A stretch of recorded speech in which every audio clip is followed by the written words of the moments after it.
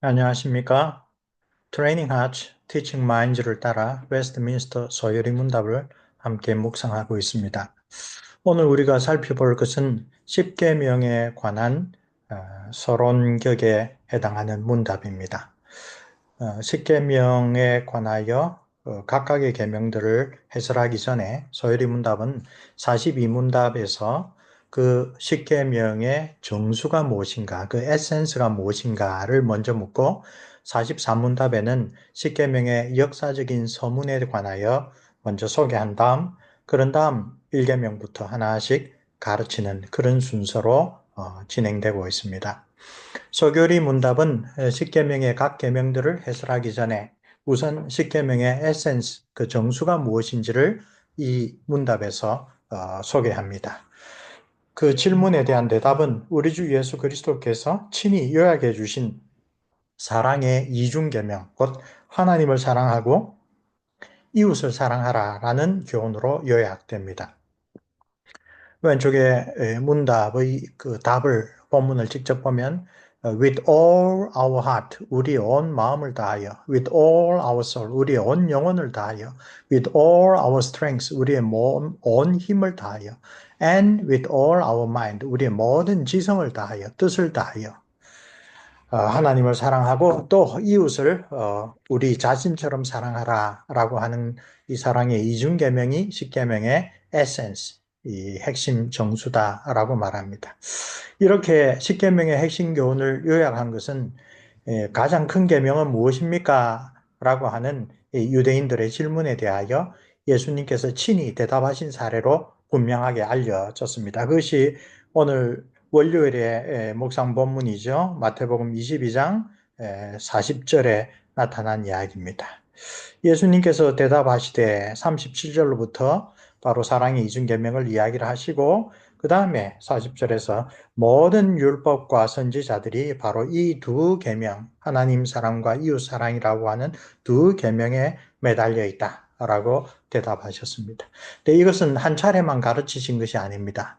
또 다른 계기에는 누가복음 10장을 보면 사랑의 이중계명으로 대답한 율법학자에게, 즉 큰 계명이 무엇이냐라고 이번에는 예수님이 그들에게 묻자 그 중에 한 율법학자가 사랑의 이중계명으로 대답했습니다.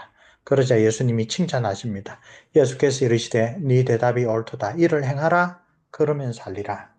십계명의 이중계명을 올바르게 깨닫고 올바르게 실천하는 데에 영생의 길이 있다라고 이야기를 해 주시는 것입니다. 또 한 걸음 더 나아가 구약의 교훈을 올바르게 이해하는 한 서기관이 사랑의 이중계명으로 율법의 정수를 요약하신 예수님의 그 대답에 찬동하면서 예 정말 그렇습니다라고 사랑의 이중계명으로 율법과 선지자 구약 성경을 그대로 다시 반복했을 때 예수님은 이렇게 칭찬하셨습니다. 예수께서 그가 지혜 있게 대답함을 보시고 이르시되 네가 하나님의 나라에서 멀지 않도다. 하나님 나라를 우리는 무엇으로 생각합니까? 여기서 예수님이 아주 분명하게 사랑의 이중계명과 하나님 나라를 아주 밀접하게 연결시킵니다. 사랑의 이중계명을 성경을 통하여 올바르게 깨닫고 그것을 행하는 것이 하나님 나라에 들어가는 아주 중요한 지름길, 아주 중요한 열쇠가 된다라고 이야기하신 것입니다. 우리는 종교개혁자 마틴 루터가 그의 대요리문답, 소요리문답에서 지적하였듯이 십계명은 다른 종교에서도 발견할 수가 있습니다.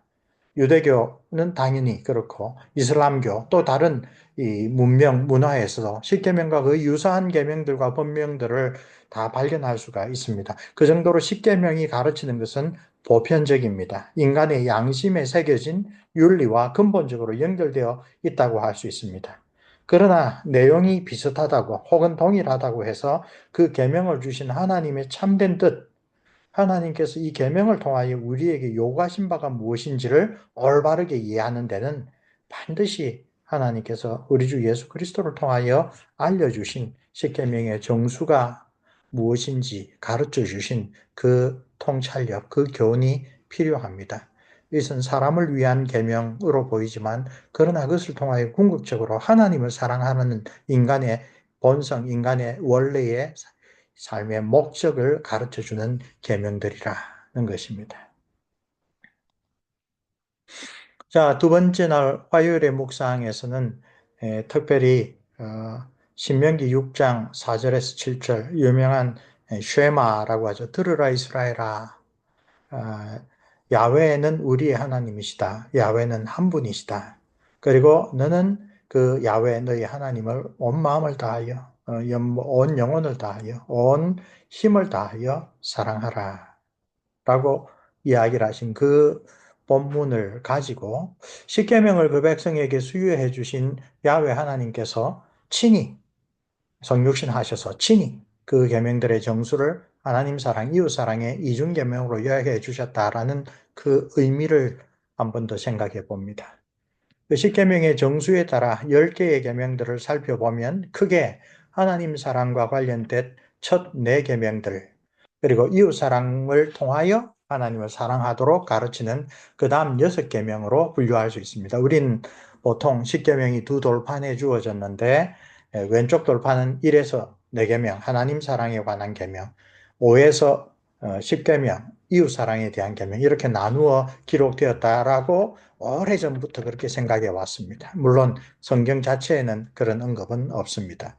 소위 십계명의 두 돌판 가운데 왼쪽 돌판에 새겨져 있다고 알려진 1에서 4계명을 하나씩 살펴보면 그 내용이 모두 온 마음을 다하여 하나님을 사랑하는 것을 교훈하고 있다는 사실을 알 수가 있습니다.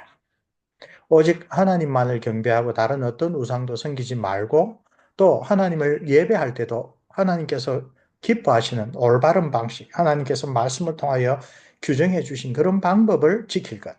그리고 하나님의 이름과 하나님을 뜻하는 모든 것들을 존중하는 마음으로 사용하고 결코 남용하거나 오용하지 말 것. 하나님을 예배하기 위하여 구별해 두신 안식의 날을 거룩하게 지킬 것.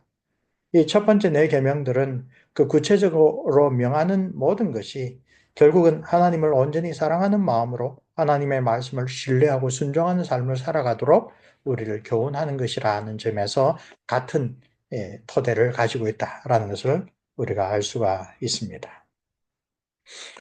레위기 19장 11절에서 18절을 본문으로 수요일 묵상을 시작합니다. 레위기 19장을 읽어보면 야훼 하나님께서는 모세를 통하여 이스라엘 백성들에게 거룩하신 하나님의 거룩한 백성이 되라고 명하신 다음에 그 거룩한 삶을 위한 지침으로서 하나님께 드리는 올바른 제사의 규례들과 더불어 십계명의 오른쪽 돌판에 있는 이웃사랑의 계명들을 하나씩 풀어 가르칩니다.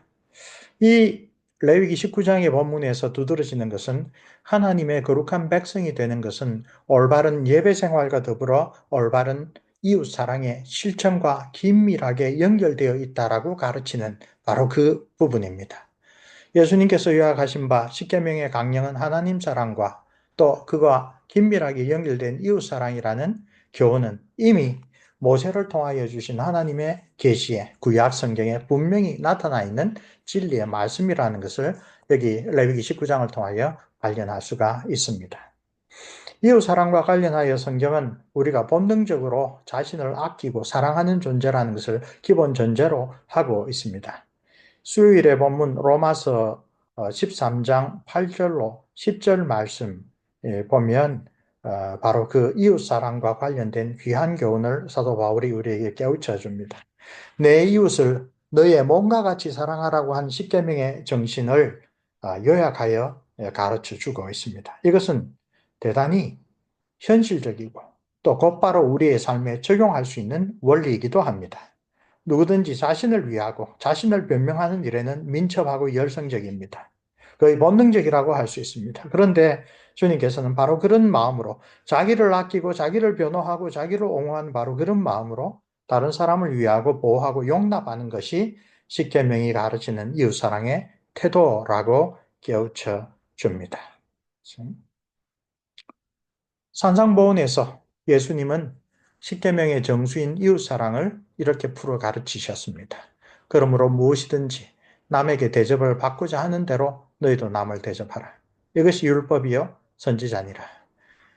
다른 사람이 나에게 이렇게 해줬으면 좋겠다라고 생각하는 그대로 다른 사람에게 너가 이렇게 대하라 라는 말씀이죠. 자기중심적인 본성을 타고난 우리에게 거룩하신 하나님의 성품을 본받도록 지도하는 십계명은 이웃사랑의 올바른 방법이 자신이 원하는 바로 그것을 이웃에게 행하는 것이라고 아주 효과적으로, 아주 실제적으로 가르쳐 주는 것입니다. 요한복음 15장에서 예수님은 그 이웃사랑의 뚜렷한 모범으로서 친구를 위하여 자기 목숨을 버리는 것을 제시합니다. 십자가를 목전에 둔 마지막 유월절 만찬을 나눈 이 시점에서 예수님은 그 자신이 이웃사랑의 극치를 곧 보여주실 것이라고 말씀하는 것입니다. 친구를 위하여 목숨을 버리면 이거보다 더 큰 사랑이 없다. 근데 그 친구를 위하여 목숨을 버리는 분은 바로 예수 그리스도이고, 십자가를 바로 앞둔 그 시점에 예수님은 그 제자들에게 그렇게 이야기를 하십니다.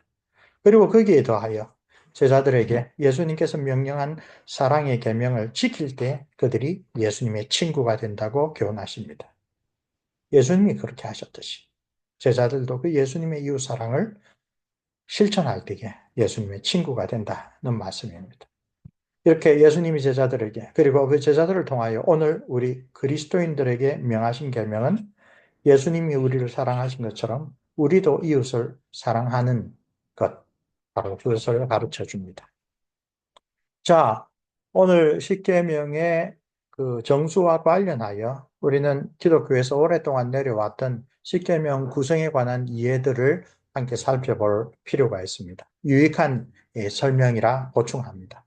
십계명의 구성은 어떤가? 여러 가지 견해들 가운데 대표적인 몇 가지를 소개합니다. 그 견해들은 십계명에 대한 서로 다른 이해를 반영하고, 또 우리가 가지고 있는 기존의 선입견, 십계명에 대하여 우리가 지금 머리로 알고 있는 것을 성경적으로 다시 되돌아보게 해주는 점에서 유익합니다. 몇 가지 소개법을 설명합니다. 첫째, 사랑의 이중계명에 따른 전통적인 불교. 구약 성경 어디에도 십계명 두 돌판에 써진 내용이 각각 무엇인지 명시적으로 언급하지는 않지만, 장로교회와 개혁교회는 교회 초창기부터의 전통을 따라 예수님의 사랑의 이중계명에 근거하여 십계명을 두 부분으로 나눕니다. 하이델베르그 요리문답은 하나님에 대한 우리의 태도를 가르치는 첫 부분과 이웃에 대한 우리의 의무를 가르치는 둘째 부분으로 십계명의 구성을 설명합니다. 하이델베르그 요리문답 제93문답이 바로 그 내용입니다. 장로교회의 웨스트민스터 대요리문답 역시 하나님에 대한 우리의 의무를 포함하는 첫 네 계명의 대강령으로 사랑의 이중감명 가운데 첫 부분을 102문답에서 소개합니다. 그 다음에는 사람에 대한 우리의 의무를 포함하는 나머지 6계명의 대강령으로 역시 사랑의 이중계명의 둘째 부분을 122문답에서 소개합니다.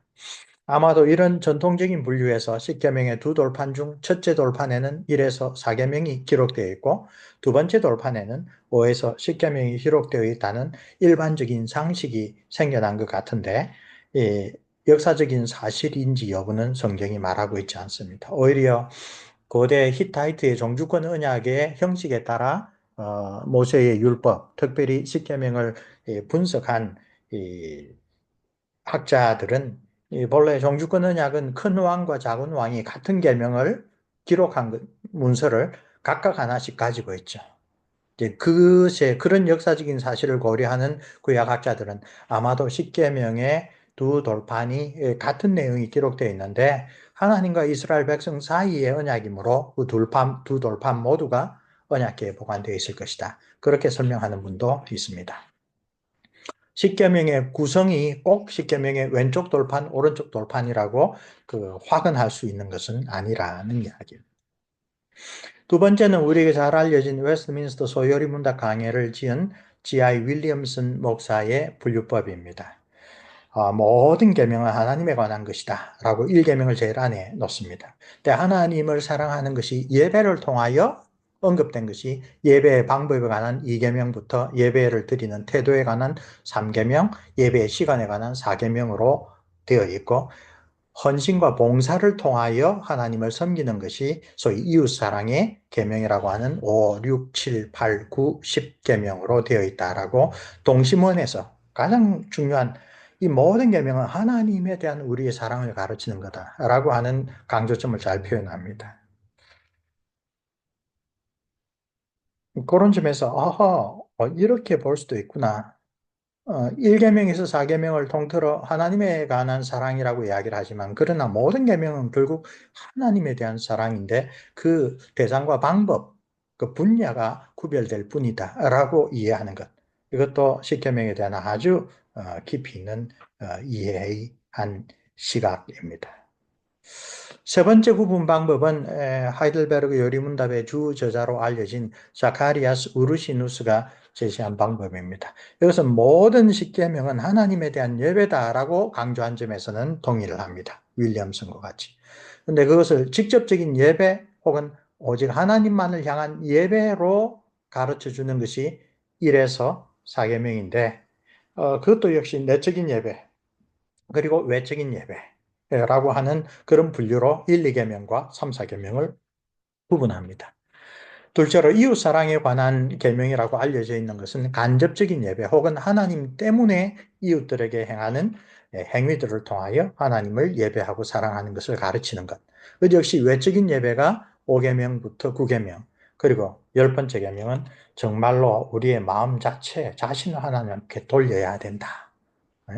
내적인 예배, 마음의 욕심을 적절히 조절하고 통제하여 앞의 계명들 가운데 어느 하나도 저축되는 것을 바라거나 생각하지 않는 그러한 태도를 가르치는 것이 10번째 계명의 아주 독특한 방법이라고 하죠.